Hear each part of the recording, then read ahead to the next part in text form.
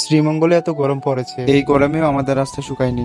কিন্তু এই গরমের কারণে আনারসের বাজার অনেক ভালো যাচ্ছে। চলুন আজ দেখি আনারস কত বিক্রি করা যায়। আসসালামু আলাইকুম, কি অবস্থা সবার, কেমন আছেন সবাই? আশা করি আল্লাহর রহমতে সবাই ভালো আছেন। সকালবেলা ঘুম থেকে উঠে বসে আছি বন্ধু আরমানের জন্য। তারপর আল্লাহর নাম নিয়ে রওনা দিয়ে দিলাম আমরা। আজ অনেক গরম পড়েছে, এই গরম দেখে আমার বন্ধু পুরো ডিপ্রেশনে চলে গিয়েছে। বর্তমান সময়ে শ্রীমঙ্গলের পরিবেশটা এত সুন্দর হয়েছে যা বলার বাইরে, কিন্তু তার থেকেও সুন্দর আমাদের বাগানের রাস্তা। এই বাগানের রাস্তা নিয়ে রচনা লিখলে খাতা শেষ হয়ে যাবে, কিন্তু রচনা শেষ হবে না। যাক, দুষ্টামি বাদ দিয়ে এখন চলে আসলাম বাগানে। এসে দেখি তারা কাঁঠাল আর আনারস পাহাড় থেকে নিচে নামিয়েছে। আমিও তাদের বললাম তাড়াতাড়ি লুট করে দিতে, কারণ বাজার আজকে অনেক ভালো যাচ্ছে। তারপর আমি আর আন্নান বাসায় গিয়ে ফ্যানটা ছেড়ে বসলাম। যে গরম পড়েছে যা বলার বাহিরে। তারপর আমাদের প্রাণপ্রিয় কারেন্ট আমাদের কাছ থেকে চলে যায়, যার কারণে ফ্লোরে শুয়ে পড়েছি। তারপর ঘর থেকে বের হয়ে গাড়ির কাছে আসলাম। এসে দেখি গাড়ি লুট প্রায় শেষ। তারপর আকাশটা একটু দেখুন কি রঙিন হয়ে রয়েছে। গাড়ি লুট শেষ করে এখন বাজারের উদ্দেশ্যে রওনা দিয়ে দিলাম, আর আমাদের সেই বিখ্যাত চাঙ্কু পাঙ্কু রাস্তায় চলে আসলাম। তারপর আল্লাহর নাম নিয়ে আস্তে আস্তে গাড়িটা নিচে নামিয়ে দিলাম। গাড়ি নামানোর সময় মনে হয়েছিল গাড়িটা আজ আটকে যাবে,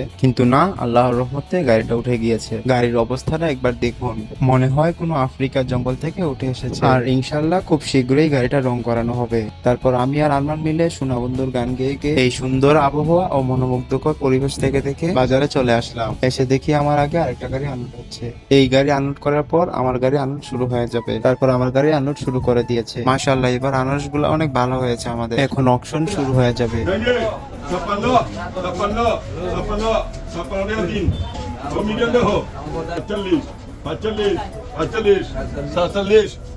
আলহামদুলিল্লাহ, আনারসের দাম অনেক ভালো পেয়েছি। তো আজকের ভিডিও এই পর্যন্তই। যদি ভালো লাগে তাহলে লাইক, ফলো, শেয়ার এবং কমেন্ট করতে ভুলবেন না। আল্লাহ হাফেজ।